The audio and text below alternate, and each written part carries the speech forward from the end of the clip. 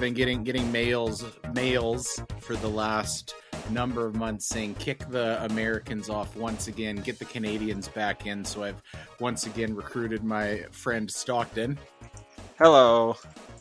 And we decided we don't want to talk about video games this week. We're done with video games. We're going to talk about music instead. So we've set a lofty goal for ourselves.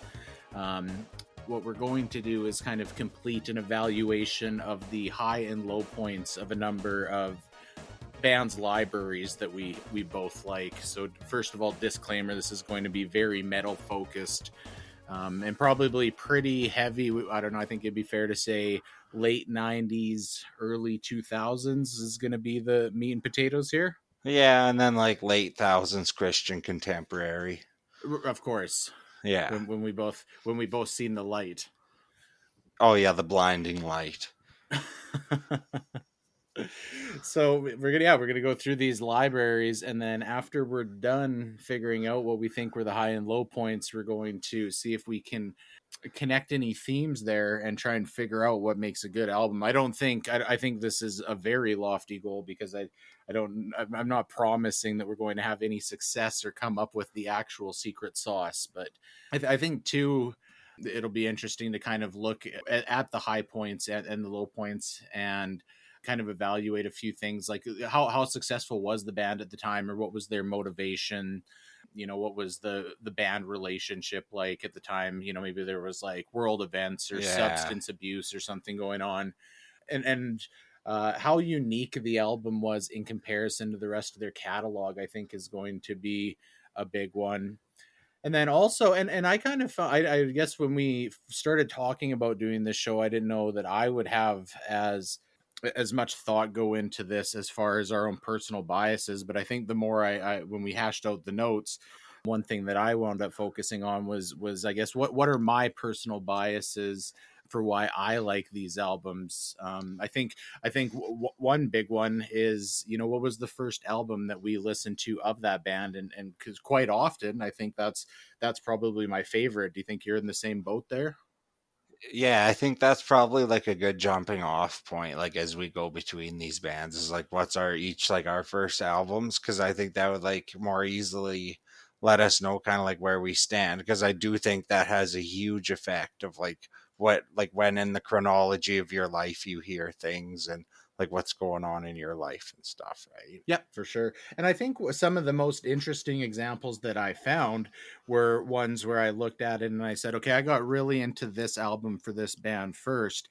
But then after, as I dug into their back catalog, I found another album that stood out even more to me. And it's less often that happened, but then I feel like in those circumstances there had to be something really special about that album. So what was it that kind of kicked that first time love bias, you know what I mean? Yeah, what surpassed that like first impression, like being wowed? Especially going back into the catalog. Maybe there's more of a recency bias when we talk about you got really into an album and then they came out with another album, but to be able to go back and listen to something earlier, I think in that case it's really got to do something to step up to exceed what you liked about what got you into the band. And like the inverse is you hear one of the first albums and then you're one of those guys 10 years later, you hear a new album and you're like, it's not as good as they used to be. I know. Well, I'm that guy usually. I feel like that's a pretty me too. common theme. I'm stuck in our glory high school years when I used to be cool. Yeah, exactly. I was never cool. That's a lie. One other thing I think that's interesting to look at, how cohesive did the album feel as a whole? Because that was something else as we were working on these notes that I wound up thinking about a lot. Some of these albums I feel can really be identified as an album, whereas other ones, and maybe I just haven't explored them as much, but other ones just seem to be a collection of singles, or maybe a few good singles with a bunch of filler, and that kind of loses that cohesion for me as well. Oh yeah. So I think it's like, is it like a full experience, or are you just like dipping your toes into like 3 songs and then the rest of it? You don't even care, so you're just gonna burn it onto a blank CD or something, anyways. And why that is that just is that a lack of quality of some of those songs, or is there actually something to do, with the order of those songs, or the selection of songs and how well they mesh with each other? Yeah, So I think like one of the bands we're gonna talk about today. I think we're gonna get into that with System yeah, and like steal this album and for stuff. for sure, yeah. So I think before we get started, maybe to give a little bit better sense of our tastes, I thought it would be relevant to talk about any overarching thoughts that we think add to something that results in a better than average album. So for me, I think, and not even necessarily just at an album level, but music period. I feel like I'm often drawn to music that has this indescribable cerebral quality. So I don't really know how to qualify that. There's nothing specific in musical structure or anything that would make it qualify as this cerebral quality that I'm talking about. It maybe the best way to describe it is to think, if I was super high, this would seem really deep, and even if even Right. I'm not high, and this still seems deep. And maybe, sometimes maybe it's kind of a specific dissonance in the sound, or maybe it is the structure itself where they've done something interesting, but there's no specific acoustic quality that I think I can really specify to that. Does that make sense to you? Do you know what I'm talking about with that cerebral Yeah, it's quality? not like as much like it's not like you're constantly listening to like Dream Theater and like Animals as leaders and stuff like that. Like where it's like math metal, but although that can be like deep sounding and stuff too, but it's more like does this like speak to you? Like can you relate enough stuff in your life and emotion to like make it like be deep basically? Yeah, maybe some of it is relating to it, but I do think usually it is an acoustic quality. It's just not something specific. It's not something consistent. It's just something that I find that feels cerebral. You know what I think is a really good example of this for me: the Stone Sour album Audio Secrecy. That entire album, and I Mm, like their whole catalog, but that album really had that quality to me. It was very kind of out there. right. So I think something else I like is in general aggression to music, and that doesn't necessarily need to be the sound of the vocals. That doesn't need to be lyrically. That doesn't need to be instrumentally. I think that can take a lot of different forms. And when I was thinking about that, do you know the song "Push 'Em" by Travis Barker and Yellow Wolf? Oh yeah, of That course. that Yeah. that song to me, I mean, there's nothing. It's very fast paced. It's not like lyrically, it's not necessarily like super showy or anything. But I just think like the sound of that song I would describe as very aggressive, and obviously that's certainly not metal. And then Yeah. and then the Yeah. the last thing, I think I really do like something with a catchy chorus that seems like you can, Yeah. um, you just want to like bob your head, and you can find that in metal music for sure, or rap music, or anything, just as much as you can in pop music quite often. I think maybe a lot of metal fans would think that like quote unquote catchy chorus is kind of pussy shit or whatever. Yeah. But okay, Psychosocial by Slipknot, I think is a great example of that. You know what I mean? Like the chorus to Yeah. that song is like undeniable. Oh yeah, like I can't help but sing it, Yeah, like if I'm in the truck or whatever. You just can't help it's it. got a real groove to it. So what about you? I guess what qualities do you think in general you could say you like about your favorite music? Like say if it's not the band's first album, I like when there's like even if it's not entirely successful, if it's produced differently or they try new instruments or like something different, like as long as there's like an effort to improve over the last one, like sometimes there's like albums that most people don't consider to be the best, but I like the best because they took like certain chances or risks and it like kind of paid off, like just for me, like my personal taste. So do you think when you talk about improving, do you think it's necessarily improvement or just uniqueness to it? I think they're like improving. I think that like exploring different like avenues is like intrinsically improvement. You know what I Hmm. mean? Because it's like you're still studying. It's like you're a student of the music or whatever the hell. In some cases, I think I could think of other cases where they bands went in a specific unique direction, and it didn't pay off. Oh yeah, and I still respect that. Like saying anger. Yep, that's fair. Other than that, yeah, catchiness is huge. A band that we're not going to talk about, but I should have put on the list is like a band like Clutch.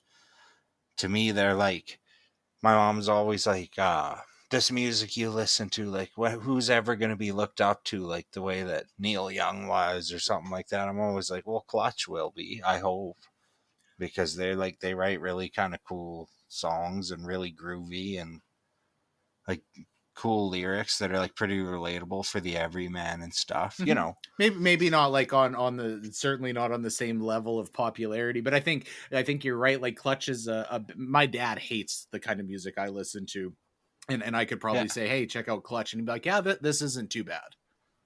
yeah, you know, it's like good old fashioned rock and roll, but with like a modern edge to it and stuff. Other than that, just like attention to like intricate like musical parts on like guitar, piano, drums, whatever, and like just like balls melting riffage where they just go nuts and find like a sick hook and just keep like bashing it out, like spit out the bone or something like that. You know, Really melting those balls, hey. oh, you're just like dripping down there like them's fucked up Sonic popsicles. Well, maybe as we go through our list of bands and albums, you can give like a scale of 1 to 10 how dripping your balls were at that point. Yeah, ball melting scale. The ball There should melting be like a scale. Mohs scale of testicular degradation or something. You should have worked for Rolling Stone, because I think if Metallica came out with a new album and it's had a quote from you that said the most balls meltingly album of Yeah. 2022, that would fucking sell me to buy something. Oh yeah. Screw what Elton John says. That would be gospel. Did you see that when they went on Howard Stern? And then Elton John said that like nothing else matters is like one of the most like beautifully composed thing or whatever. And then James Hetfield like literally starts pretty much bawling. Oh, seriously? No, is this pretty Dude, it recent? was fuck. Yeah, it was like maybe a year or two ago. It was pretty fucking cool. Oh, interesting. Well, I also seen Machine Gun Kelly cover aerials on Howard Oh, Stern. So I don't know. I'm just oh. saying that like every time you see a Howard Stern clip of music, you shouldn't necessarily click on it, because that made me die inside a little bit. Where the fuck did that guy come from? Did you listen to that cover? Yeah, for like three Oh, seconds, and then I watched like a few people like rip it apart online, like guitar channels and snobs and shit. yeah. It was genuinely terrible. Oh, The, like he didn't even try, dude. anything else of that you would say really draws you to specific music? Like if it has like a real specific message or like kind of thesis statement to the album, or even just like a concept album, stuff like that, because it shows like almost like lore building within your band and like wanting to make like a story out of like certain albums, and it does make it less about like the singles and making money and more about like the art Yeah. when bands do that. Like Mastodon's a good example. Coheed and Cambria, of course, they have like comic books and everything to go along with it. I just like really like that kind of stuff because it shows Right. that they really give a shit, you know. And that adds to that cohesive element that we were talking about. And even just it, I think like stuff like that shows a lot of confidence in the album, which inspires confidence to the listener.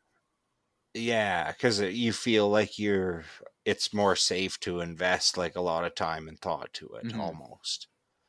And then like even that point like parlays into the next one of the band knowing who they're selling the album to.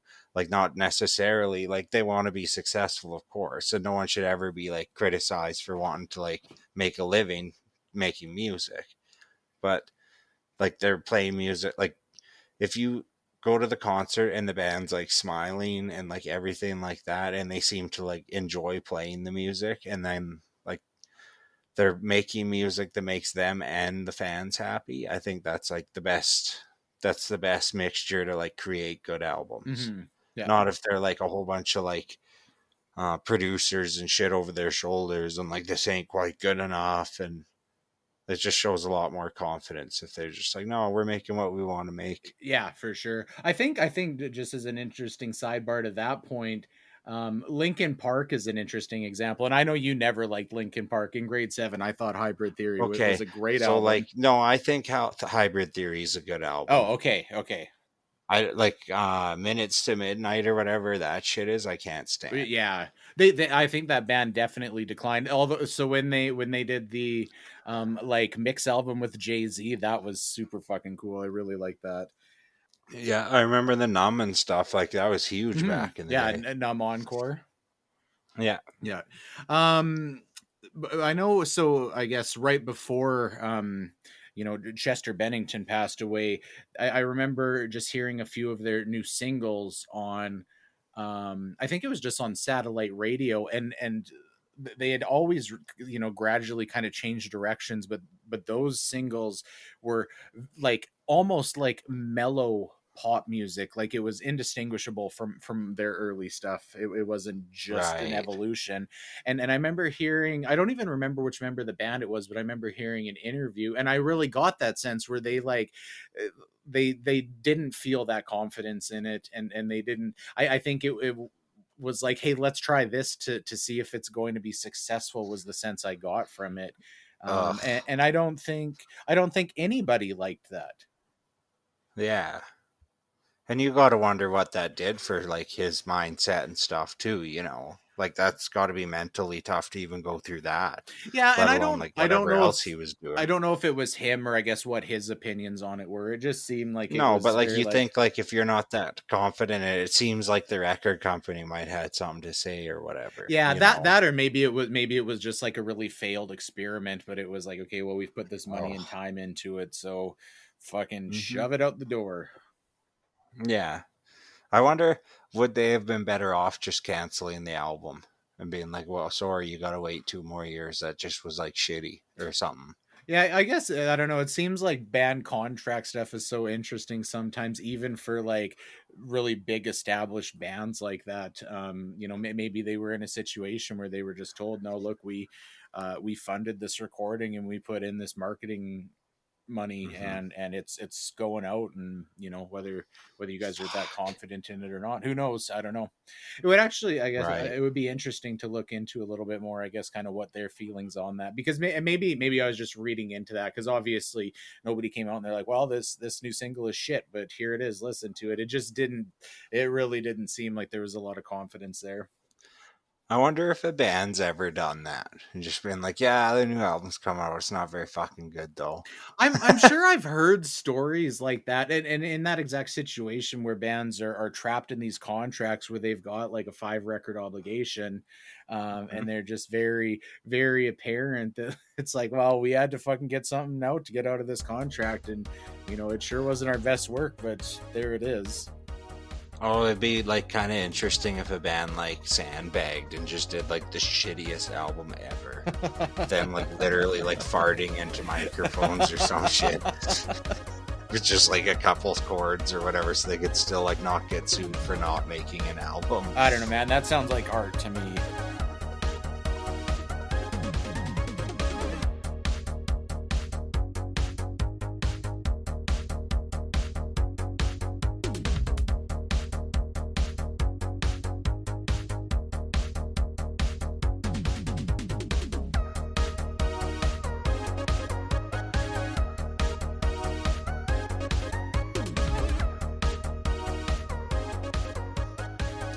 Well, should we start digging into some of these bands and libraries? Yeah, As much as I love this band, I think, and correct me if I'm wrong, but I think this is your favorite band of all time. Is that fair to say? yeah, Yeah. totally. Okay, so it's System of a Down. For me, the first, the first album I heard is easy. That was Toxicity, and then I heard Steal This Album, And then I heard their first album, and then, of course, Mesmerize and Hypnotize. And the first time I ever heard Toxicity, it like blew my mind. Hmm. Like how good it was, just like how interesting and like different, like the little guitar solo stuff on Deer Dance and Science. Like this dude's rolling his R's, and then they're like manic screaming, and then like fast riffs, and then like there's like sitar music and shit. Like it just blew my mind. Hmm. And then like I always remember there was this one guy on our hockey team, and he would like control the music in the dressing room, and it would always be Toxicity. And then I don't know, one practice he came in, and he was like, "Guess what I got from the mall?" And I'm like, "What?" He's like, "The new System album came out. Steal this album." And he's like, "I actually did steal it from HMV." I was like, "Fucking wicked, dude." How many people did that? I'm sure like half the copies of that album that went out the door had to have been stolen. I remember there was like a big news story where it was like what Napster and LimeWire and shit, that it was like way more like illegally downloaded, and like it didn't sell like that great, but they didn't really give a fuck either. Oh, interesting. Yeah, I never seen a news story about that, but it makes sense. I think there was, yeah. Like I think there was a huge thing of people actually just like stole that album, which is kind of cool. And then that album was just like, okay, a lot. There's a bit more kind of weird stuff, but then there's a few songs that are like quite soft, but still like Hmm. really catchy. And then like Surge's like soaring high vocals. They're crazy harmonies. They're just like beautiful, like bludgeoning riffery, and then like a lot of like political songs, a lot of like silly songs. I don't know. It's just super unique. It is unique. It's interesting to me because Steal this album, and you know what? Honestly, for years, I just didn't even realize. I thought Steal this album came out before Toxicity. I didn't get really into System until Mesmerize came out. And I think just Right. because of the sound of Steal this album, it sounds even like the recording quality to me sounds rougher, and everything about it just. And I'm not saying it's bad, but it's certainly not as polished as Toxicity is by any stretch of the imagination. And there's Oh not near yeah. as much of like songs that you could say could be considered singles on it. I don't think. Yeah, totally. Yeah, totally. Like I mean, even like roulette could get a lot of radio airplay or something like that, but that's not like typically what a system single like you'd want it to be, Hmm. you know. When I think of songs that feel like they could be singles, "Fuck the System" is the only song on that album that stands out to me that like feels like it's got that quality to it. I think Ego Brain. Well, Even that one, it's just kind of like it's a good song. It's just it doesn't. It's like I don't think that song was ever going to catch on. Like you listen to Mesmerize, and I feel like that song literally like Mr. Jack is every single quality yeah. for I don't sure. I know. think Mr. Jack and American Dream Denial, like ADD. I don't know. It's just so catchy, and I think it's great. Yeah, they're definitely catchy and they're great songs. I don't. It seems like it's artsy. Yeah, it's less of like the cohesive message that Toxicity was, almost sort of. Hmm. And I think moving into Mesmerize, especially like every single song on that album, I think could have been a single. Like Yeah, maybe not like content wise, because obviously songs like Violent Pornography and also Cigaro are probably not going to get played on mom and pop yeah. rock radio or whatever, but like quality wise I think, and even just like the sounds of those songs like feel like they all could have been hits. I mean, there was a few. Like, how many singles was there? So obviously BYOB, BYOB. that to me was the song that really like introduced the whole world to System. When BYOB hit, there was like the girls on the volleyball team were listening to that. You know what I mean? Oh, totally. Yeah, it was like played at school dances and every. I remember it Yeah, being played at school dances. yeah. I remember trying to do the Darren Malakian scream and scaring the shit out of like three girls at the one dance. Fucking awesome. um, I think Radio Video was a single. Was it? If not, it really should have been. I Hmm. think it must have been. I don't remember a video for that though. Yeah, I don't know. It seemed like that definitely seemed like it was one of the Oh, songs that like caught on more.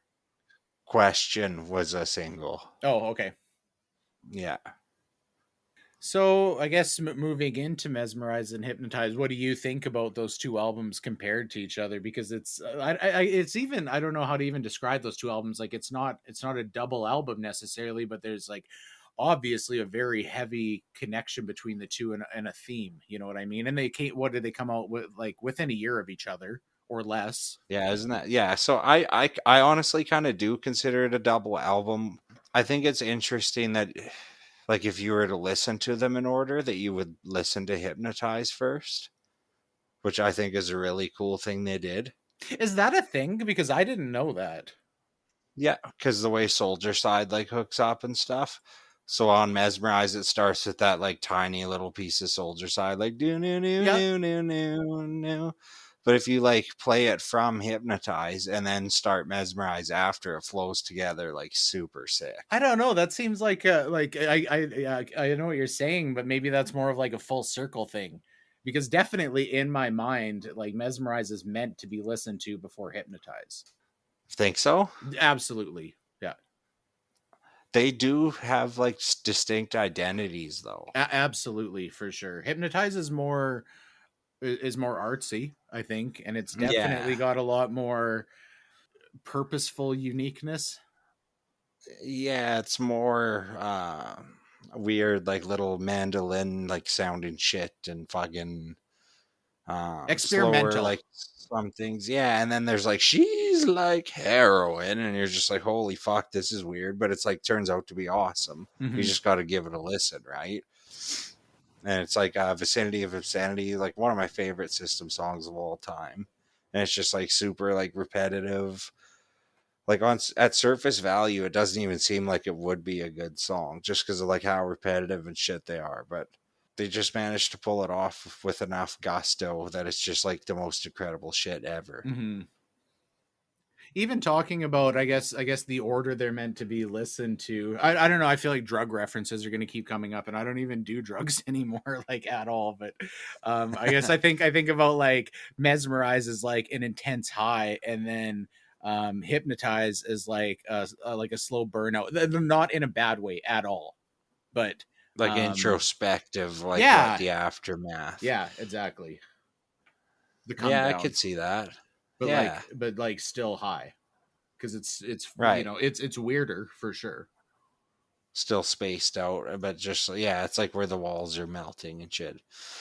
But less frantic. Less frantic for sure. But although saying that, like attack and stuff, that hits like a fucking ton of bricks. Yeah, it's definitely not like that whole album is just like, like I think it lollygagging does and like weird mellow. shit. It mellows, but it's still System for Yeah. sure. It's still got a lot of Yeah. that like, frantic quality to it. What did you think about the last two songs? Oh yeah, they Like they the did art those. sack ones. Yeah, they did the two one-off singles. It's Yeah, so Protect the Land I didn't like near as much. I like both of them. I feel like Protect the Land um was more popular maybe, but I think I like Genocidal Humanoids more. And Protect the yeah. Land, I guess. So when we talk again going back to like Mesmerize versus Hypnotize, I think you could say Protect the Land would have been a Hypnotize song, and Genocidal Humanoids would have been a Mesmerize song. See, I disagree. Really? I think the Genocidal Humanoids is totally a hypnotized song. I think it's like you could swap it out with Vicinity of Obscenity, and it's like almost the same. Like it's not like the same thing, but it has the same feel, kind of, to Yeah, me. interesting. I don't know. I disagree. I think when I think of those two songs, that's how I feel for sure. And then for me, Protect the Land seems like almost like a Scars on Broadway song that Serge just kind of sang on, which is Yeah, kind of that's interesting. that's definitely a fair point for sure. It definitely sounds like a Scars on Broadway song. That definitely is a song I think that Darren had done on his own and brought to the band. Right. I think it's cool that even though, I don't know, they seem to be like, They seem like, I hate to say this because they're my heroes, but they kind of seem cunty to each other. Or maybe they just don't, they're not interested. I don't know. I don't But think it it's was that they're nice to not see them interested. do There something. was a lot like there for a while. Like obviously we've had like the longest fucking people complain about like how long we went without a Tool album, and it's like okay, fucking Uh, because Tool was teasing it, but like come on, System has been, you know, but there's always like the little nuggets of information and years ago in that drought there was kind of a time where like it was mostly Darren but like backed by the rest of the band came out and they were like, you know, well basically Serge is being a we're dick ready to and rip. they, Yeah. it was basically like well he's like he wants more money out of the band and he thinks he should be, you know, kind of like in charge of everything was the sense I got. But then it came Did out after and toxicity not fucking give them all enough money? well You know? that so that statement came out and then it just kind of sat for like 6 months or maybe longer and I remember like it seemed like there was a long time before Serge came out and like retorted it and I think it was just like he did it on like a radio show or an interview or something. But when you listen to his response to that it certainly seemed valid, I guess, given the amount of work that it seemed like he was expected to do kind of on the business side of things or you know, marketing or whatever. So Right. I don't know. Do you think we're ever going to see them come back, like in a full album kind of way? At this point in time, I would almost be scared to like hear what that album is. Like at this point, like, you know, if they never do come back, they left us with like a pretty much perfect library, Mm-hmm. Yep. you know? And it's like, what if the next one's shit, but there's one good song? So I, And maybe that's even when they came out with those singles. That's almost how I felt. Like those, it was awesome. It was, and I don't dislike either of those songs, but it had been yeah, so fucking long that it was it's like, like, oh, this is what it is. Like I yeah, expected me to like be weeping on the yeah, floor or like something you're gonna play almost. it and like have an orgasm 25 seconds into the first track. Okay, so the first time I ever heard the Negative One by Slipknot, I wept What? because I thought it was so fucking heavy and cool. Well, I that's was on my front deck at my last house I lived at, and I heard it. It came on, and I was just like, "Oh, this is fucking I awesome!" okay. I didn't weep, but you know what song like after not hearing Slipknot for a while when Custer came out and like I remember the Yeah, day they released the single. Yeah, maybe we should save the Slipknot stuff for a little bit later on. But yeah, yeah, Custer true. was the one where I was like, oh fuck yeah. I wish one of those singles that System released was like at that level that just made you feel like, "Fuck, we're back, baby." Mm-hmm.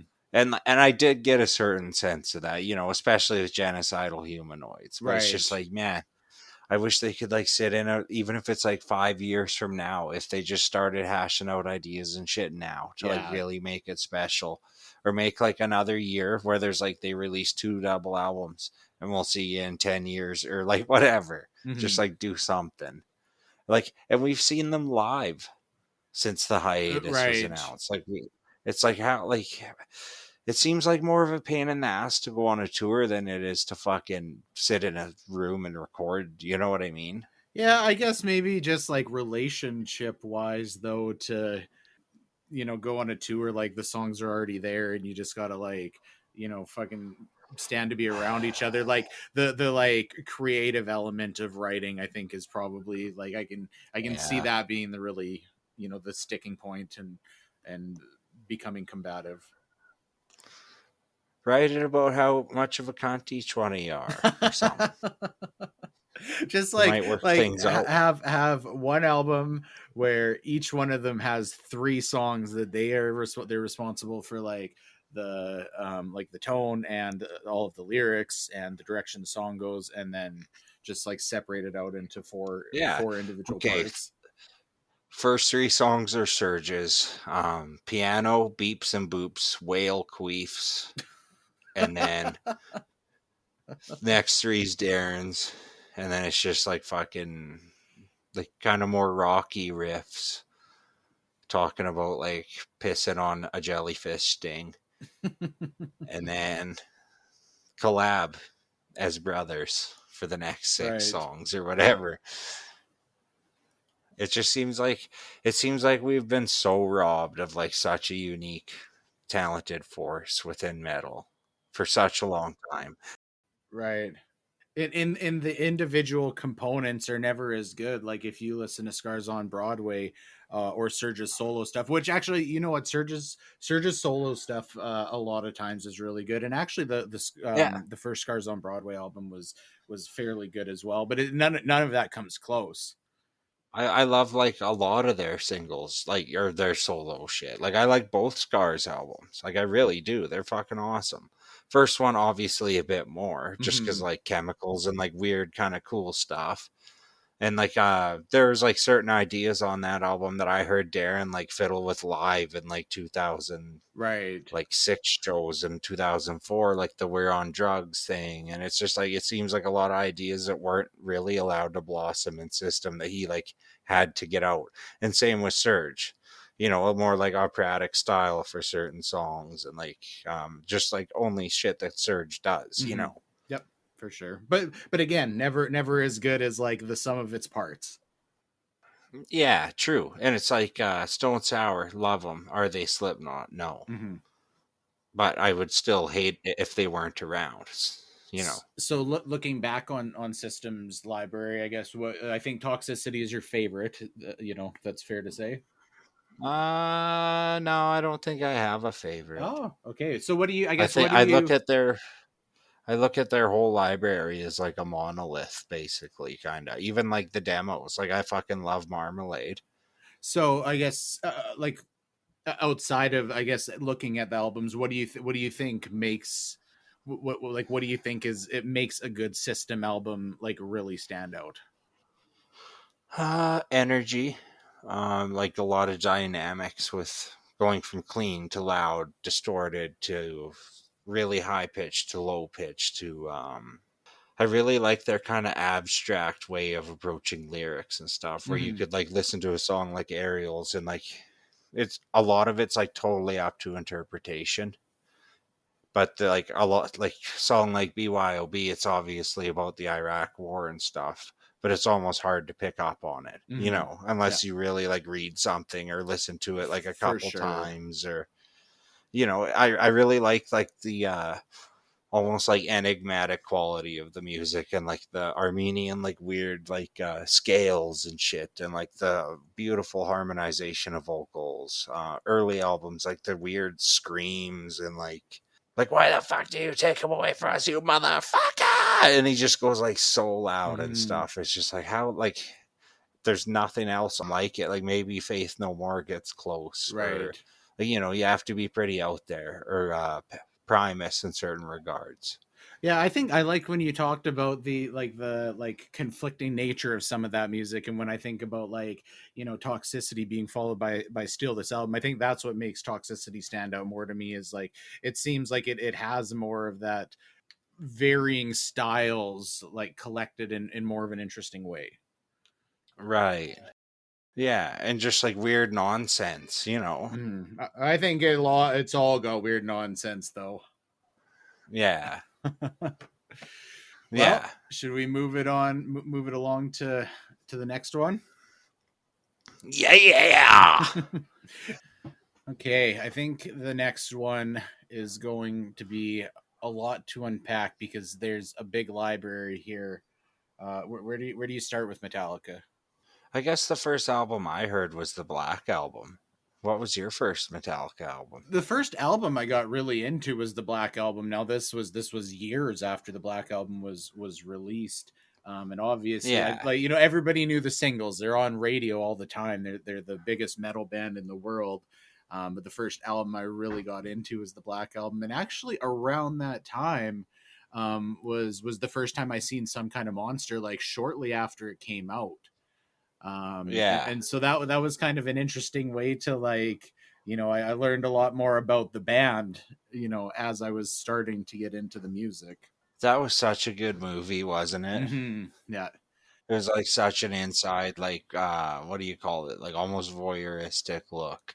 Yeah, and it was such like it was an interesting time to get into Metallica too, because I mean it was hard to get a sense of like what that band was going to be about in the future after that movie. You know what I mean? Yeah, it was like a real time of turmoil, and you weren't sure how things were going to turn out, especially after like the critical reaction to that album and Hmm. everything.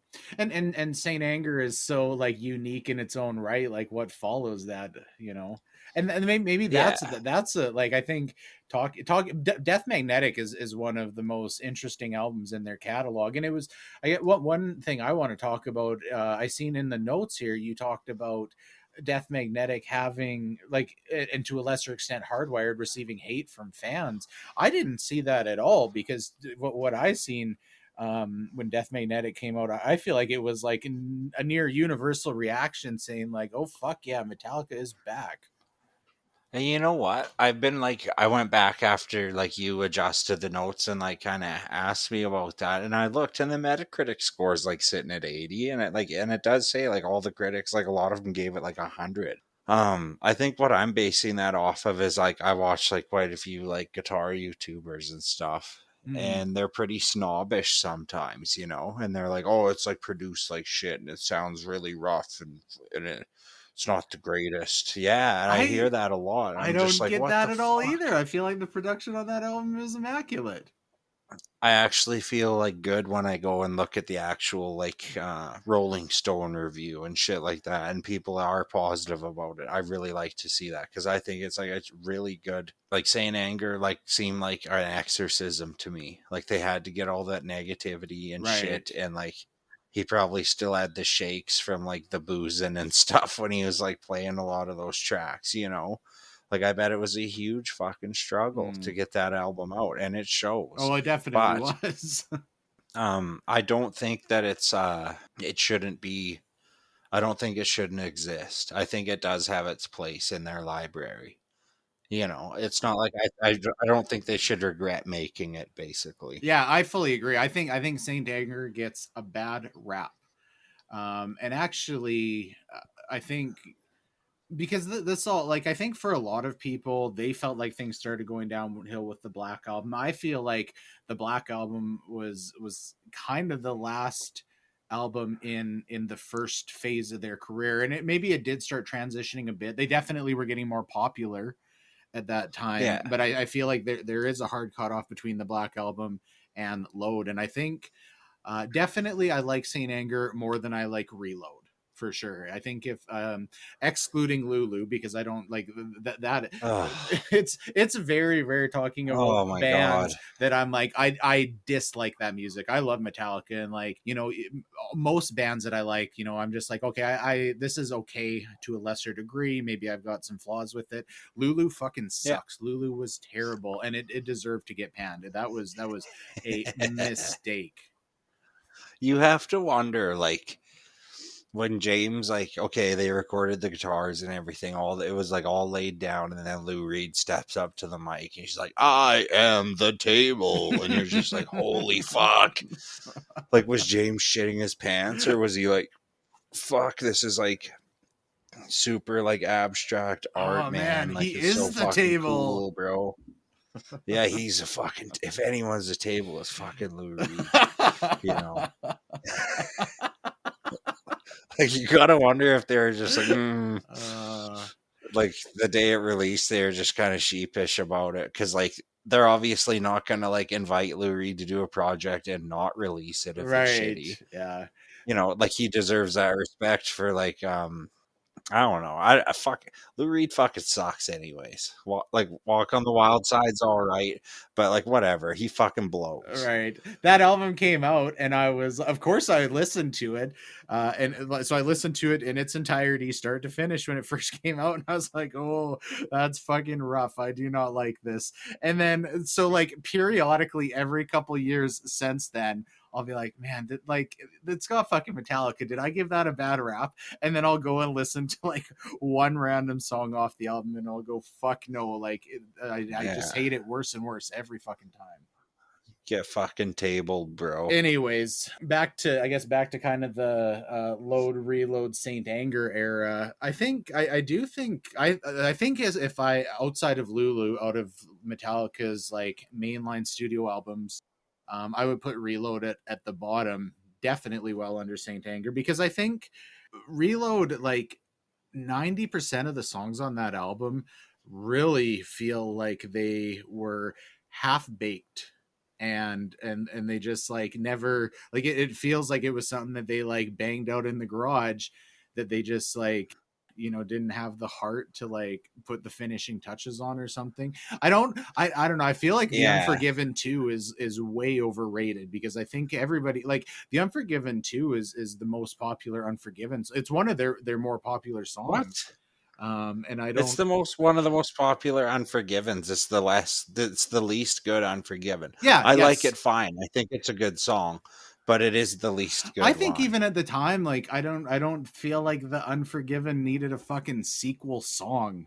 Unforgiven 3 is a fucking banger though. Yeah, yeah, I do like it. I don't know. It's just weird that like The Unforgiven 2 got so big. I feel like with Reload, the first two songs on the album, Fuel and The Memory Remains, are that's like you fucking listen to the first two songs and then you can just turn the rest of the album off, because there's nothing like Which album was Mama Said on and shit like that? that was on Load, I'm sure. Oh, okay. Is So that, yeah, am I right about that? I think you're right. I think it's like Yeah. one of the last tracks on Load. So I feel pretty similar about Load and Reload. They're way less good than what I'm about to say, as I do um, with what the hell's the last album called? Hardwired to Self Destruct. Yeah, Hardwired. Yeah. So I think Hardwired, you could have knocked out like some of the middle songs and made like, I don't know, maybe like a 15 track single album and it would have been killer. I feel the same way about Load and Reload. You just knock out like a lot of the filler garbage and it would have been one sick fucking album. I do agree with you on Hardwired that there was definitely some filler in there. I feel like Load and Reload get lumped together, you know, like for obvious reasons, right? That, you know, the fucking the titling and the timing they came out, and even like the cover, like one of the covers is like blood and semen and one of them is like piss and blood or something. Yeah. I feel like Load is like miles better than Reload. Oh, it is for sure. But I do like the memory remains. I really do Mm-hmm. like that Yeah, it's song. You awesome. know, it's not like this is a complete write off like Lulu was or something like that. Fuck, I hate Lulu. It's just like, yeah, the memory remains is Fuck. great, and Fuel is really good too. It's just like, Yeah. other than that, it What was else is on that fucking album? I gotta look at this. you know what? Bad Seed. That song's fucking terrible. Ugh. I just Yeah. like in preparation for this is one of the albums I wanted to revisit. I listened to this album in its entirety like 3 days ago, and I was just like, fuck, man. Like, it's, you know what? It's not bad music. It's not like it's bad for Metallica. I don't want to sit here and be like, you know, I like if I'm, you know, driving in the truck and Reload is playing, like, it's fine. It's not pissing me off. You know, it's not I fucking like Bon Jovi. right. I like the Unforgiven 2 just fine, and I don't mind Better Than You. It's fine. It's, yeah. You I mean, know. like, it's fucking Metallica. Like, it should be better than fine. I think Saint Anger was good.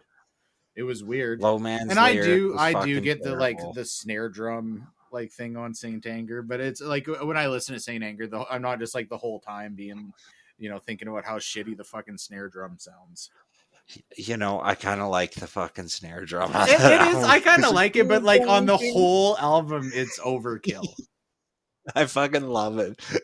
It's kind of like the Slipknot keg, but if they didn't also have a snare drum, so they had to use the keg for the snare drum. So let's take, I guess, your favorite Metallica album. What would you? Oh fuck. It's like I'd say it's like a coin flip between and Justice for All and Master Puppets. Like you, Ah, I don't know. interesting. I think you have to go there. You know, you Yeah, just that, do. But like to say that, I do think that like something like Spit Out the Bone or even like Hardwired is it's not too far off of that mark, especially considering like the age difference and Mm-hmm. things.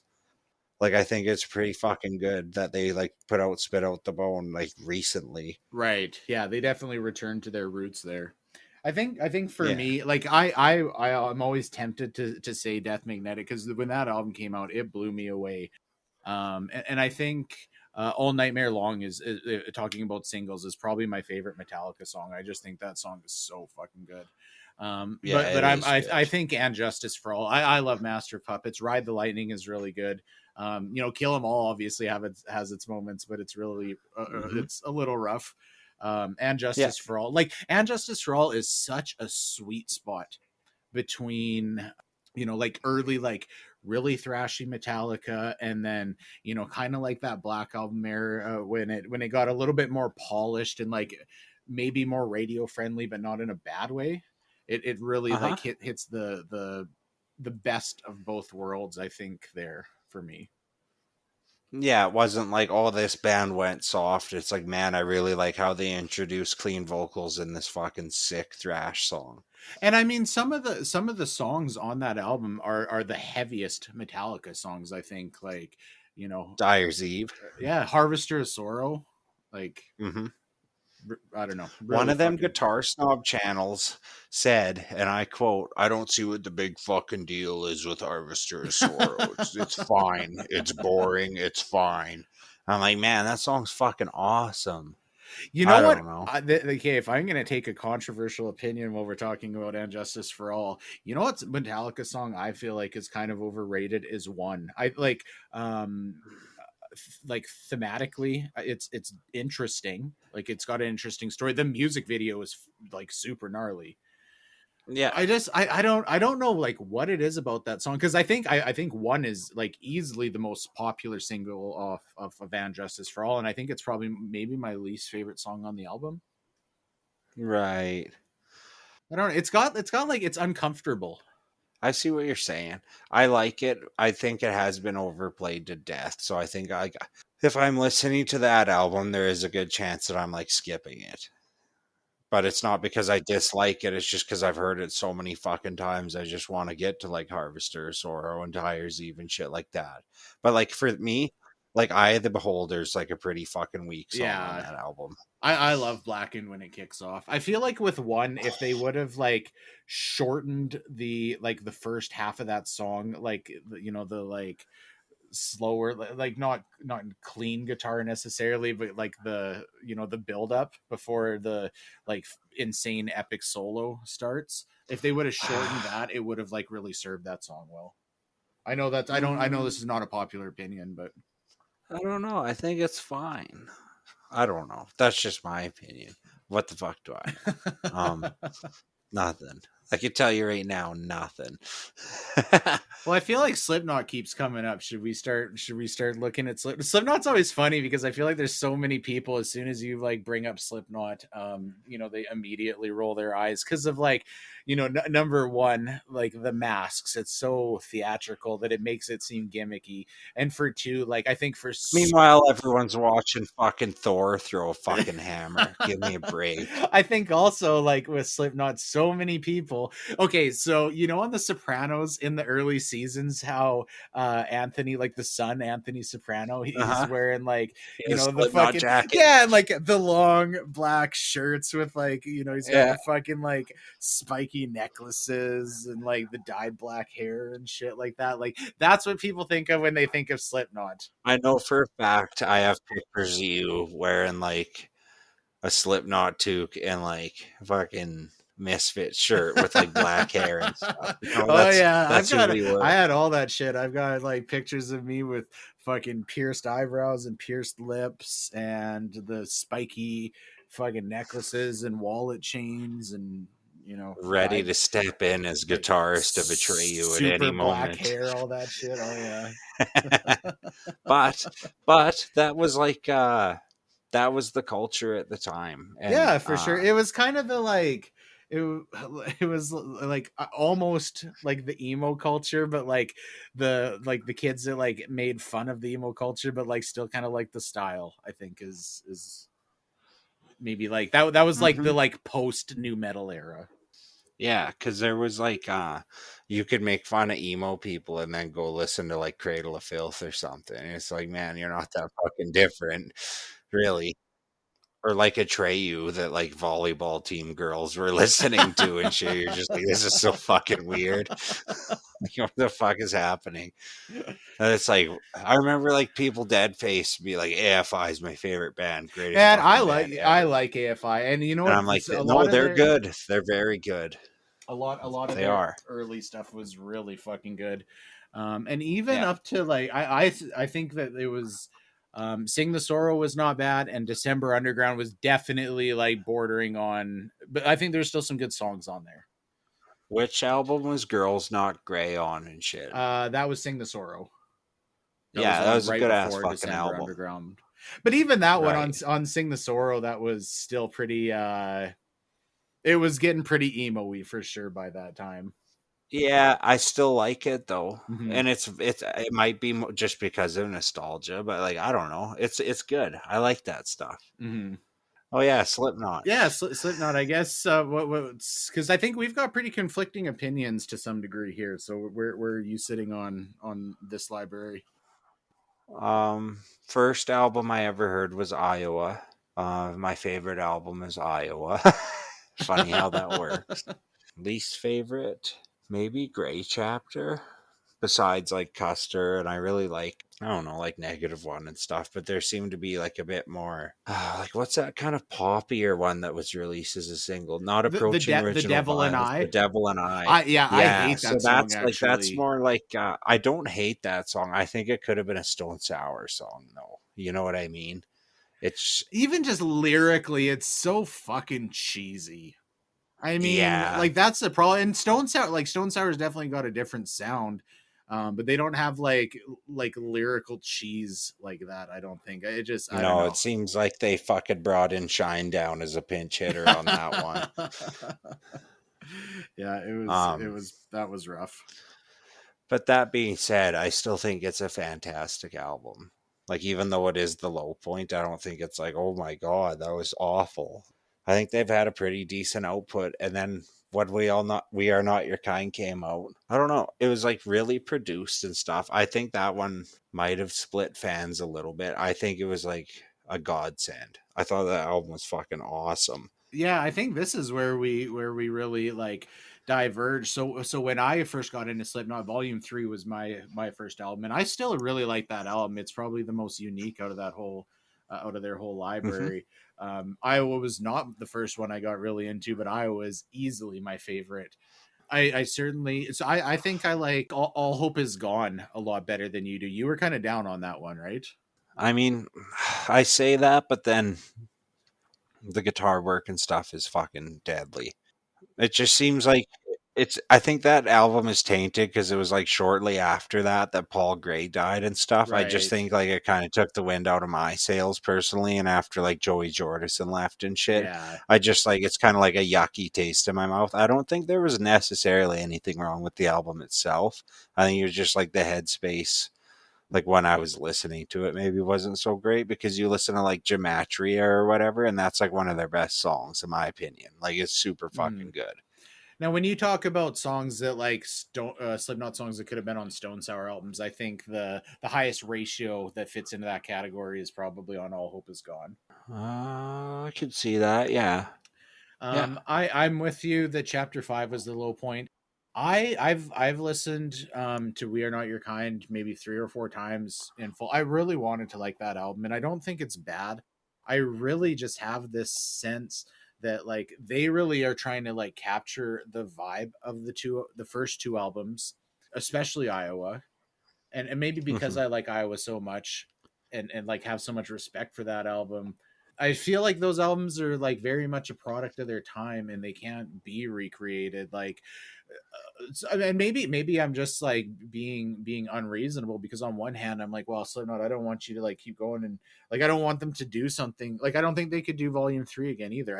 I don't know that I want them to do something like weird and offbeat, but I also don't want them just like keep trying to like do the same thing. I don't know. I also think because like they were they were genuinely fucked up and like you look at like live footage of Slipknot in the early 2000s, like it's fucking crazy. And I just Oh like I think yeah. they've lost that energy. Obviously, like these are guys in their 50s now, Yeah, it's and like we and want them they're to survive. popular Like and that. they've got other shit going on, and I get it. But like Mhm. maybe it makes it like seem less valid to try and capture the vibe of those first two albums. I You don't know, think they when the have band been. is so different, I feel like they're trying to though. I don't think so. I think it's just genuinely how they feel. I think like it's a pretty honest representation of what like where they're at the time. Like I think when they do slow down and like people are like, "Oh, they're going for a hit." I don't necessarily think that's true. I think they're maybe just like more mentally chill at certain points and shit. Because like you look at the lyrics and stuff for we are not your kind, like they seem like genuine enough. Like it's not like they're like some Right. like it's not like they're corny or whatever, like it still seems like deep and meaningful and thoughtful and like that, like when like on Orphan and shit, like when he's super fucking pissed off, like it seems genuine to me. So let me you know I'll try and condense this, but I'm gonna like I guess each of these albums I'm gonna try and like I summarize the tone. Hmm. So the first self-titled album, I think it was super raw, and it was a little rough, but there was like so much intensity there, and that makes it really good. And Yeah, Iowa was kind of an extension of that. It got a little bit more polished, but it still had that it had that aggression to it, and that like you start a song on an album that says I want to slit your throat and fuck the wound. Like, okay. yeah. Volume 3 was like definitely the most artsy, and there's still a lot of like really heavy shit on there, but it was I very don't think unique. there's any swear words on it, by the way. On volume 3, I was like going back and listening, and I'm like, what the hell? Like, I don't hear like any like slit your throat, fuck the wound type things. Like, I don't think there's any fucking swearing on that whole album, dude. Maybe I'm wrong, and there's like a song that's just full of f bombs, but I can't like recall one. All Hope Is Gone is a little bit harder to categorize. I think All Hope Is Gone is very much a product of its time as well. And I think when we talk about Hmm. like that emo culture, this was like post emo culture Slipknot. Yeah, Chapter 5 very much has an identity, and I don't I think like I think the entirety of the fallout of Paul Gray dying. So now We Are Not Your Kind, like what how do you, because I can't summarize that album in any other way other than saying they're trying to like recapture the first two albums. So I guess like to you, what do you feel is like the identity of that album? the identity of that album is, what if they were really pissed off again, and they have the means to like have a super produced album where they can really capture like sort of like the wall of sound, and like they could really spread their wings a little bit and do like interesting little things. And you hear like there's more like separation of like bass like doing like and like you just kind of like hear like little ebbs and flows of stuff like that, or like certain samples are really used and like front and center. And then on the next song there's like, and this could go for any Slipknot album, I just think that they found like a really good kind of formula for that album, and it felt like a really kind of a cohesive unit. I guess you keep going back to saying like, okay, they're pissed off again, and I don't know. Like, obviously, there's a lot of aggression in early Slipknot, but to me, it was like these were very fucked up people at the time, right? There was like a lot of like drug use and drinking and just like Mhm. combative personalities and all of that going. So I guess like tonally, I think that level of aggression is there in the new album. But I guess what's the I think like? it's because of Corey Taylor's divorce. I mean, but this is 9 people. Yeah, I know. I But don't like know. say volume 3, I think that's Joey Jordison's album. I pretty I just like pretty much think that he like pretty much wrote that fucking Right. thing.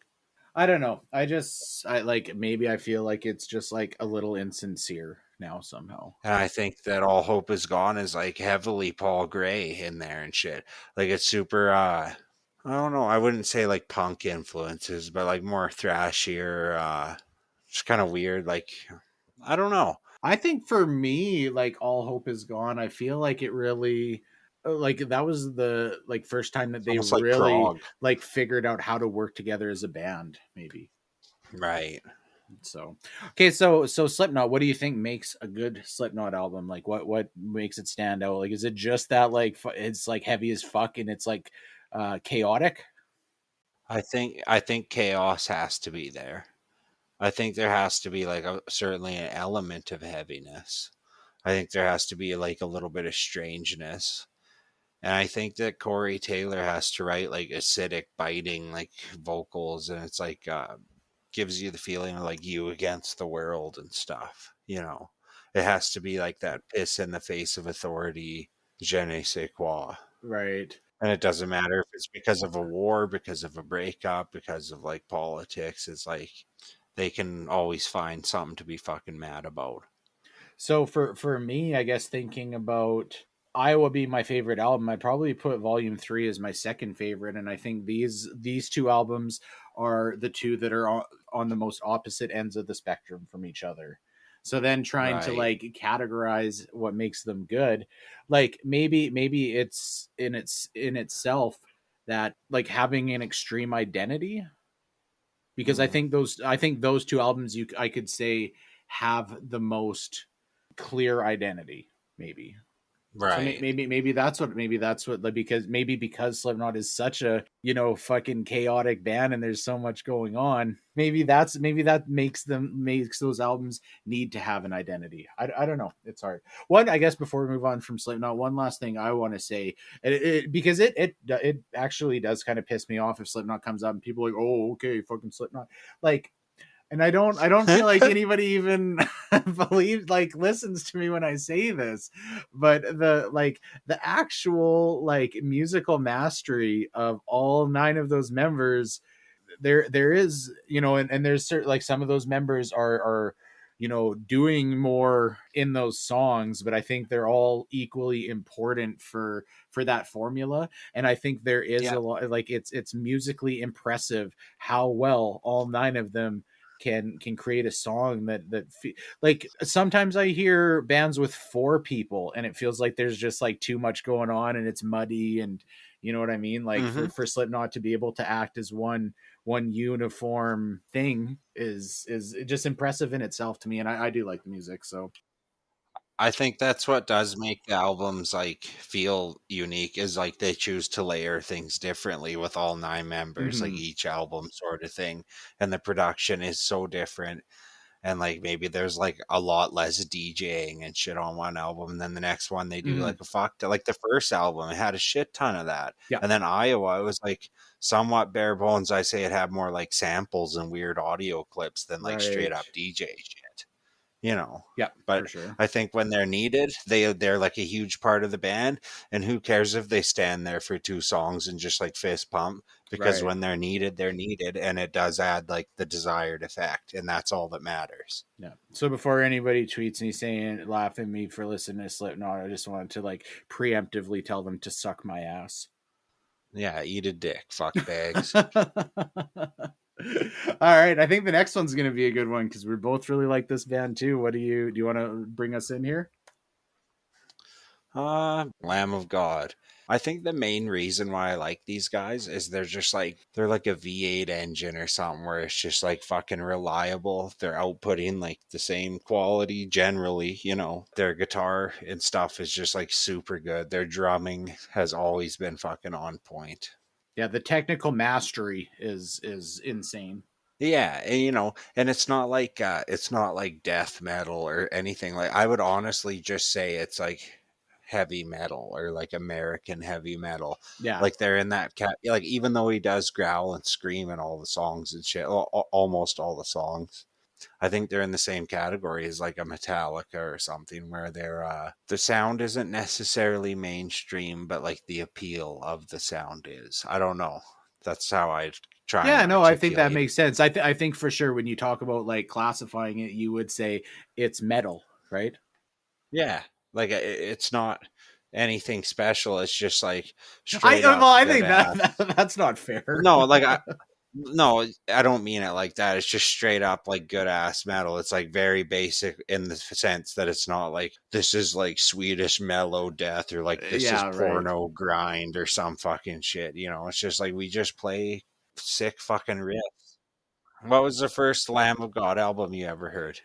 The first one I got into was Sacrament for sure. And I definitely had heard Ashes of the Wake before Sacrament come out, like quite a bit. You know, like the people we were hanging out with around that time, Oh right? So yeah, there was a lot of Lamb of yeah. God getting played at that time. Oh But yeah. yeah, Sacrament was the first one that I really fell in love with, and to this day, so this is one where I'm like pretty conflicted about when I talk. You know, we talk about like that first album bias. Sacrament was my first album, and I don't think a lot of people would choose Sacrament as their favorite Lamb of God album. I do, but I think that I can make the argument that it's because of the merits of the album, not because it's the album that made me fall in love with the band. Right. It's not just because it's the first one you heard. Yeah. And I will say it's not my favorite, but I could see like when someone would say, "Hey, that's my favorite." I could certainly see why, if you know what I mean. Like it's an excellent album. It has like a lot more like unique kind of flavor than a lot of their other ones. So it's very highly produced. I think it's probably the most highly produced of all of their albums. And when I talked about that cerebral quality, right? Songs like "Pathetic," you know what I Mhm. mean? Like just like the like repetition of words, and then kind of that like the like drawing out of that chorus, if that makes sense. Yeah. Yeah. And then descending like never became a like popular song off that album, but I really like that song. Like there's just something about that, like the like hook of the guitar in that's like so the song is called Descending, and like I feel like you can like get the sense of descending by listening to the song Yeah. somehow, you know what It's I like mean? you're And that's going fucking down some cool. dark like stairs or Yeah. something. And it's interesting when we talk about like how highly produced it is, because I love Wrath, the album that followed it, and like those are albums that are on two ends of the spectrum as well, because Oh. Wrath is like very like rough and dirty. Like it's not like it's like mixed shittily or anything. It's just like that's the Mhm. sound of those songs, is like it's dirty is the word to describe it. What if As the Palaces Burn had like decent production sort of Or even vibe like to a little it? bit more experience to it. Right. I really like your point about descending, and especially seeing like how hard Mark Morton had to fight for some of them songs to Mhm. actually get on the album. I think that goes to show like his confidence, and he's like, "No, this is a fucking good song. I don't give a fuck." That being said, I think As the Palaces Burn is a definite high watermark for these guys. Like a song like Boot Scraper, like you read those lyrics and you don't think it like it applies to like fucking 250 million Americans or whatever the fuck, you know what I mean? It's just so topical. It's almost like basic in the delivery of what the message is, but it's like just about getting worked to death and scraping away on the downhill grind and throw yourself a bone no one else will, and like it's just so Relatable. such like yeah, it's like more like everyman lyrics, Mhm. you know, where it's like it's you against the man. Like just go out there and fucking look after yourself sort of vibe, which I really appreciate. And a lot of the riffs are like super interesting. A lot of like low stuff that like quickly like moves up into like like super high, like cool things that they'll end a measure on and then loop around to like another crushing riff. um, like you listen to a song like For Your Malice, it's just like, oh, it's just fucking beautiful how fucking heavy it is and just like how well put together it is. This is interesting because I didn't know you like had as much reverence to like speak about As the Palaces Burn like this. Now that it's a great album. I think when I think of it, I do think that to me there's still a bit of feeling of like the band is still trying to like find their footing a little bit on this album. Oh, for sure. But I appreciate like what they were able to do, even like maybe with the lack of experience still and stuff like that. Like I think it's a masterful Mhm. album, and I think that Wrath is almost like a continuation of certainly if not like that skill level or whatever, then of kind of like that just like the vibe I of don't the know, album. same sort of. Yeah, like Yeah, I've never thought of it that way, but it makes sense. whereas like Ashes and then Sacrament, like it does seem like you took Ashes and then you were like, let's come up with songs that are just as good and then let's really work on like having like cool production and like cool effects and stuff. It just seems like a really more bolted together, like where there's nothing getting left behind and it's just like really fucking solid, really good production.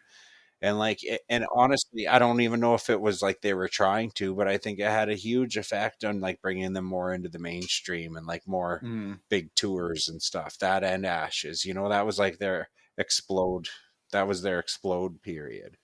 Ashes is such an interesting album, and I think that I would like to spend some time here because I want to say Ashes is your favorite album of theirs. Is that correct? Second favorite, I'd say, after As the Palace is Burnt. Oh wow. Okay, interesting. Yeah, Yeah, I yeah. didn't know. Yeah, okay. So this is I'm learning this right now. Ashes for me, I don't even know how to like properly describe this because I think this album is full of excellent songs. Like some of their best stuff. Laid to Hmm. Rest, I fucking love that song. Omerta, love that song. Like and like Yeah. there's really no low points of this album for some reason, and I've felt this way for a long time, and I don't really know how to describe it. I don't like this album. And it's not that I don't like it. I feel like there's something that's just like intangibly missing here where maybe I don't find it cohesive somehow. Like I'm not saying the songs don't flow well into each other. I don't know what it is because I do think like Hmm. it's excellent material. And I like I'll have a great time when I listen to this album, but it just the album itself for some reason I can't like I don't feel like it's like solid as a whole. I don't know. Really? Because you go from Laid to Rest straight into Hourglass, and then now you've got Something to Die For, which is like one of the greatest fucking ones. Maybe The Faded Line is a bit weaker than like See, those I first really three. like that too. Like man, I don't know. And then I'm you not go into I Omerta. Blood of the Scribe is sick, super underrated. One Gun, sick, super underrated. Break You, maybe there you're like maybe a little bit weaker, still a really good song. What I've Become, yeah, it's really fucking good still. Ashes of the Wake, it's a good little palate cleanser, like really good instrumental. And then Remorses for the Dead, like ends the album. I think it's really good. And it's like, it's decently consistent like anti-war message and like anti trying to take over the world sort of vibe. yeah, I agree with everything you just said. I don't know what it is. It's yeah, I don't You're know. It's just not weird. listening to it front to back. You just Maybe got to no, chop it but I up. am like all I've listened to it front to back plenty of times. Maybe it's just like maybe I was like so into Sacrament, I just like had like maybe it just pissed me off that I felt like everybody was like Ashes is better than Sacrament because I think that's how most people feel. I think it is better, Yeah, I don't know. but Like this is all relative because it's all about personal yeah, taste. for sure. So at the end of the day, who's to say? Let's talk about some of their later material because I think we've both agreed Mhm. that we've maybe as much as we love the band. How many times have we seen Lamb of God live? Because I want to say it's at least five. Nine. I Oh, want to say fuck off! nine. It is not Oh nine. no, it's okay. First time we seen him, 2009. God forbid was still a fucking band, and they were opening for them with Children of Bodom. Rest in peace. That's Yeah, another that band one we I should might have not talked remember about. because that was easily the most. Yeah, the most drunk I've got at a concert for sure. Then there's the next time we went, and our buddy went to the dive bar and got hit on with the 80-year-old lady with no teeth hit on him. Um, third Yeah, we went with time. my cousin that time, right? No, that was the same fucking time that we went Oh to yeah, no, the that's the shitty time you bar. got really drunk. Yeah. So the second time we seen Lamb of God was the time you got really drunk, right? Not the I don't. first Yeah, time. that's what I don't think when we seen them play with Bodum was the first time we seen them. No.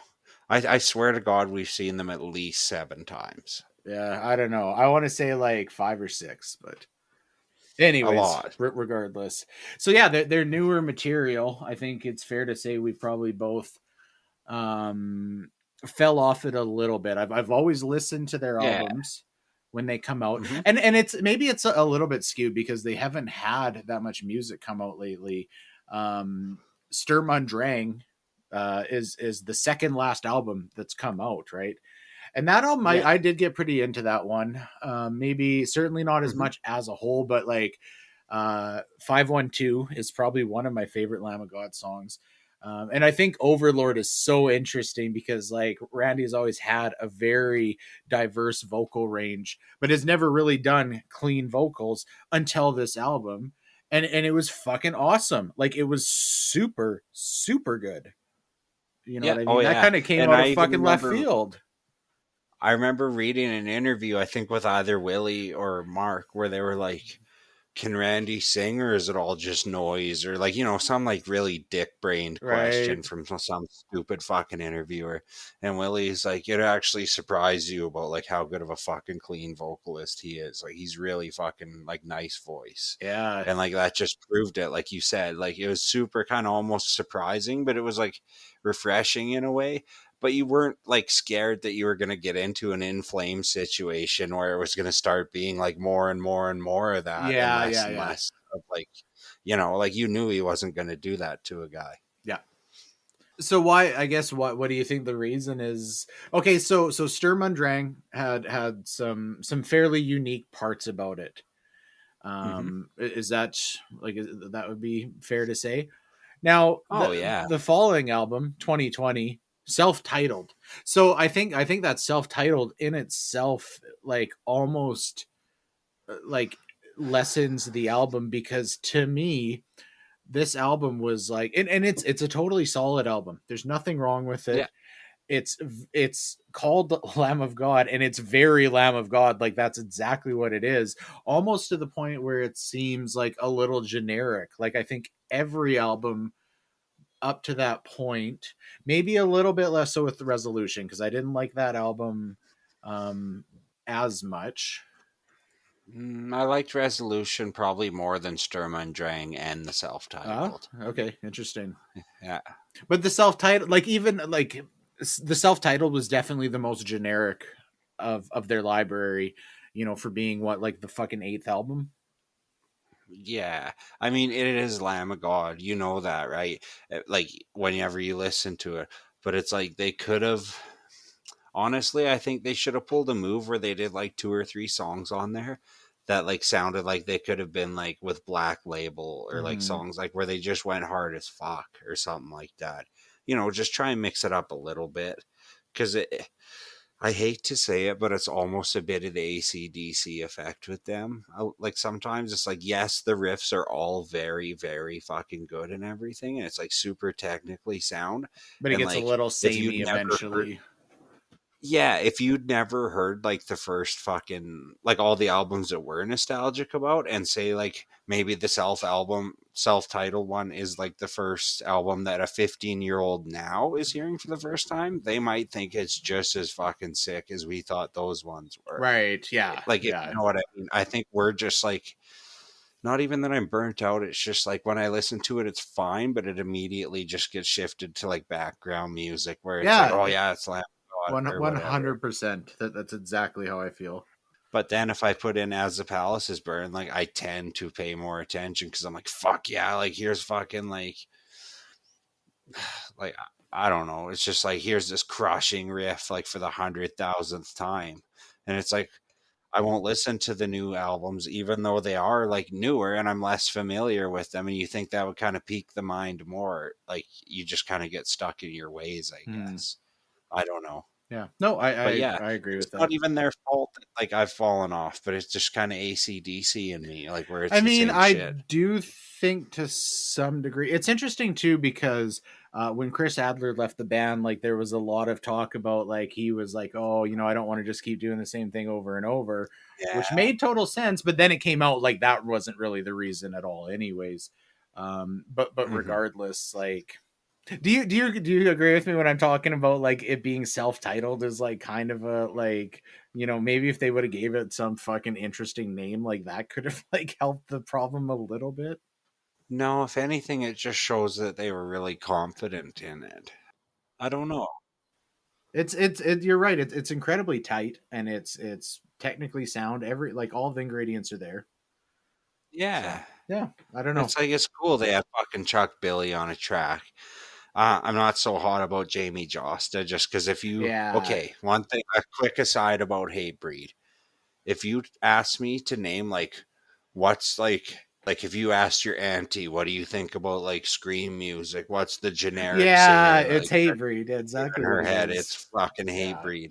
yeah. It's fucking so, and I don't think it's necessarily their fault. Like I think that like they are definitely fucking OG, like for hardcore and shit like that. You know, like the founding, they're founding guys, like they're big four of that shit. Like, you know, I think the vocals are the problem with that band for sure. it's just so fucking generic to me. Yeah. Like it sounds like he's trying to push out his shit or Not something. only just generic, like I don't think he's a good vocalist. I think the yeah, he's the problem with that Now band. Like, is the time.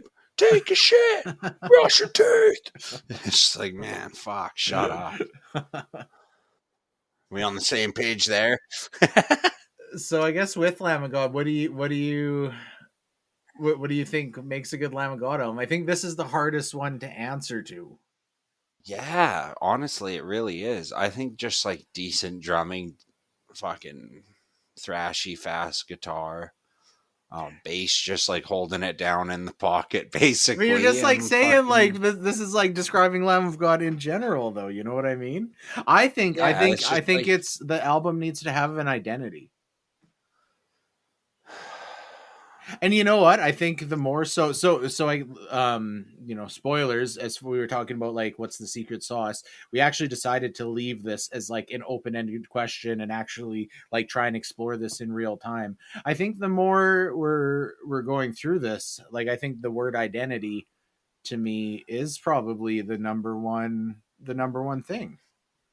And I think it's right. the most applicable here, right? When we talked about we talked about our favorite albums and we talked about what was like unique about each of them. You know what I mean? Like Hmm. we talked about like the sound that set that album apart. We talked about kind of the tone of that album, whether it was political with Ashes or you talked about kind of this Yeah, sense of like fuck the man with Palaces. yeah, and then That's like on Sacrament, it's more like self struggle and dark like thoughts and stuff like that, and just being weak, kind of as a mm, concept and stuff like that. And then like with Resolution, that to me, it's like where it kind of see, I still really, really like that album, but it seemed like it was just kind of a more not like generic, but it was just like a like a mixed straightforward, like a bag of like yeah, like different things. Yeah, it didn't have as strong of an identity. It was just like it like the songs themselves were unique, but there wasn't like a mission statement uh for the huh, album. yeah, and I think you could kind of break that album apart and maybe put one song of each previous album and they'd fit just fine, sort of thing. Like Right. if you know what I mean. Interesting. And then like after that Sturm und Drang, I think it does have a unique identity, especially with what like went on with Randy and like the movie they released and Yeah, stuff. yeah, for sure. Like it Yeah. has a pretty good identity. And then the Burn the Priest cover album was fucking cool. Nice little break for the band. Mhm. I really liked that. It was a Yeah. good idea to do that. Yeah, I like that too. And then like they just came back with the Lamb of God self title, and it just felt like Resolution's kind of broken apart identity, but then it was just maybe just a little bit less interesting. I don't know. Yeah. I don't know. I think it'll be interesting to see what Lamb of God does in the future. They've come out with a couple new singles this year. Hmm. And it's been a while since I listened to them, but I kind of felt maybe the same with them as the 2020 self-titled album. Yeah, I mean back, I don't know, it was like June or something. That same fucking song name as the band. Oh, Nevermore. I listened to that song and like yeah, I kind of felt the same. I was like, hey, this is decent, but I'm not like fuck, I'm gonna burn the fucking my phone battery because I'm listening to Right. it on repeat, you know. And it's not like I say, it's nothing they've done. You just kind of sometimes you just kind of fall off, and maybe you'll come back and let's like I did with Kill Switch Engage. I Right. fell right off the map after Howard Jones left. And then like here in like the last 6 months, I've started listening to like those. I think it's like 3 albums now they've come out with since then, and they're fucking good. Mm-hmm. It's just like you just aren't interested in them for like a period of time. Maybe, yeah. I mean, I don't know. Maybe I need to go revisit Kill Switch as well. And I never liked Kill Switch as much as you did, but after Howard left, I think I don't know. I never liked Jesse. That like that Yeah, felt generic in itself. Kill Switch is great live because like just fucking watching Adam Duckowitz, fucking like run laps with the guitar and like fucking do backflips or whatever the fuck he's doing, or wearing a chicken suit is I know good. what you're But saying about Jesse, but the albums before Howard came, it was very much not generic. It was like fucking godly. maybe I'll have to revisit and see what I think. Or maybe not.